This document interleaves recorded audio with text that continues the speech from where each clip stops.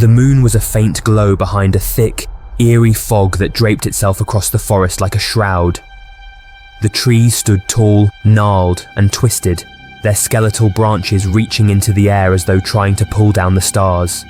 But tonight, there were no stars, only the overwhelming darkness that seemed to close in from all sides.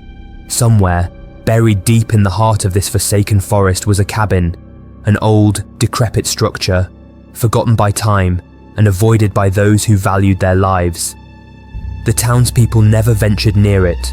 No one spoke of it directly, but stories whispered through the town like a poison, of those who had entered the forest and were never seen again. People claimed the cabin was alive, watching, waiting, hungering for those foolish enough to answer its call.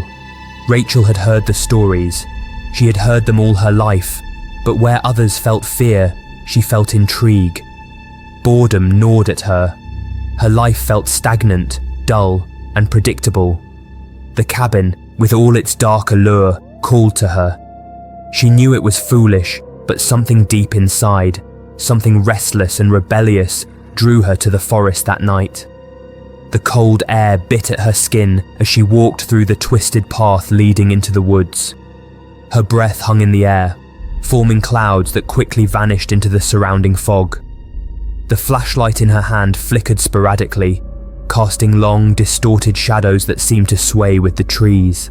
As she ventured deeper, the woods grew thicker, more oppressive, the trees forming walls around her, blocking out any trace of the world she had left behind. The further she walked, the quieter it became, until even the wind ceased to whisper through the branches. All she could hear now was the sound of her footsteps crunching against the dead leaves and the rapid thump of her heart. There was something unnatural about the silence. It wasn't the peaceful kind, but rather the kind that made you feel as though the world was holding its breath, waiting for something terrible to happen. Suddenly the cabin appeared, materializing from the fog as though it had always been there, waiting. It was small, sagging with age, and covered in thick green moss that seemed to be consuming the wooden structure like decay. The windows were shattered, leaving gaping holes like empty eyes staring into the void. The door, crooked on its hinges, swayed gently, creaking in the breeze that had sprung up from nowhere. The sight of it sent a shiver down Rachel's spine, but she swallowed her fear and pressed on, stepping closer. The cabin's pull was undeniable. The air around it felt thick, almost suffocating, as though the very atmosphere was laden with an ancient, malevolent energy. Rachel's hand trembled as she reached for the rusted doorknob, hesitating for just a moment before turning it. The door groaned as it swung open, revealing a small, dark room inside. She stepped through the threshold and the door slammed shut behind her with a deafening thud, as if the cabin itself had locked her in. Inside, the air was stale and musty, carrying the heavy scent of rot and decay. The walls, once made of sturdy wood, were now crumbling, eaten away by time and something far more sinister. Cobwebs clung to the ceiling in thick, tangled masses, and the floor was covered in a layer of dust so thick it muffled her footsteps. In the center of the room stood an old wooden chair, its legs uneven and brittle. Rachel's eyes scanned the room, the beam of her flickering flashlight sweeping over the walls. Something wasn't right. She could feel it. The hairs on the back of her neck stood on end, and a cold chill ran down her spine. She wasn't alone. She lowered herself into the chair, its legs creaking under her weight, and sat in the center of the room.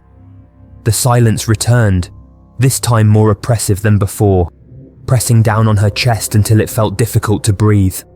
She sat still, her body tense, her fingers digging into the wooden armrests. The darkness around her felt alive, pulsating, as though it had a heartbeat of its own. Rachel's heart raced, her mind spinning with thoughts of the stories she had heard, the warnings, the disappearances. She had come for an adventure, but now that she was here, something deeper and darker was tugging at her mind. And then, from somewhere in the shadows, she heard it. It started softly, almost imperceptible at first. A faint creaking sound, like old wood being strained under pressure. Rachel's breath hitched in her throat, her eyes darting toward the far corner of the room. The sound grew louder, more insistent, as though something heavy was dragging itself across the floor. She shone her flashlight in the direction of the noise, but the beam flickered and died, plunging her into complete darkness. She was alone now, in the blackness, with only the sounds of the cabin's groans and her own ragged breathing. A cold draft swept through the room, and the door behind her creaked open. Rachel turned slowly, her heart pounding in her chest. The door had been shut, she was sure of it. But now it was cracked open, revealing nothing but pitch-black space beyond. She stared at it, frozen in place, her muscles refusing to move. Her rational mind screamed at her to run, to leave before it was too late. But something kept her rooted to the spot. Curiosity, fear, or maybe something far more sinister.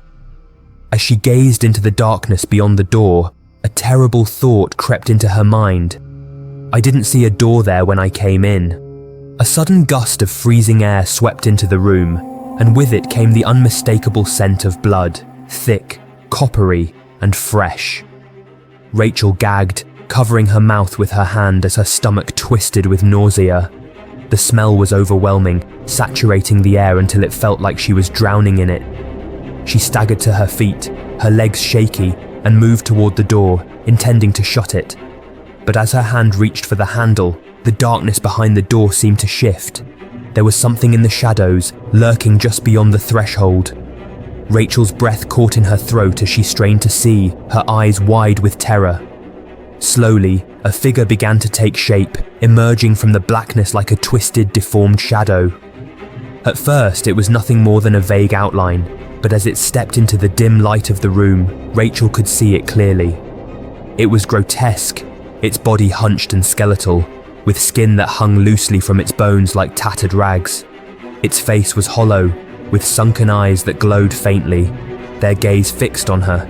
Its mouth, wide and twisted into a permanent grin, dripped with thick red blood. Rachel's scream caught in her throat, frozen by sheer terror. The creature inched forward, each step slow and deliberate, its skeletal fingers stretched toward her like claws.